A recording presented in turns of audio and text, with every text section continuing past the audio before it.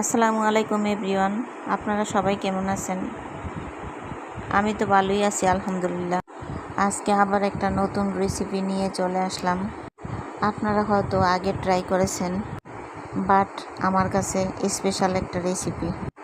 তো হঠাৎ করে আজ সন্ধ্যায় আমার মেয়ে বলে উঠল, মা চলো আজ আমরা দেশি স্টাইলে হটডগ খাই। প্রথমে আমার একটু বুঝতে অসুবিধা হলো। তো মেয়ে বলল, বুঝো না, নর্মালি হটডগ তো বান থাকে, আমরা আজ বান ছাড়া পরোটা দিয়ে করব। তো চলুন শুরু করি। তার জন্য ঝটপটের একটা ফ্রোজেন পরোটা নিয়ে নিলাম।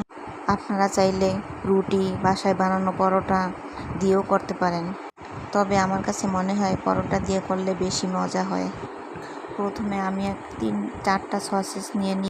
এর ভিতরে tomato sauce, soya sauce, chilli sauce এসব দিয়ে সসেসটাকে ভালো করে ভেজে নেব। গাঢ় বাদামি কালার হওয়া পর্যন্ত এটাকে আস্তে আস্তে অল্প হিটে এটাকে ভেজে নেব।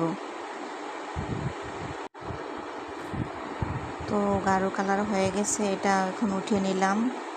এখন আমি পরোটাকে হালকা ভেজে নেব। তার উপর ডিম দিয়ে দিব। ডিম পরোটাকে ভালোভাবে ভেজে উঠিয়ে নিয়ে পরোটার উপর একটা সসেস দিয়ে তার উপর আগে থেকে কেটে রাখা টমেটো, পেঁয়াজ, কাঁচামরিচ, বিট লবণ দিয়ে মেখে রেখেছিলাম, ওটাকে উপর দিয়ে দিব।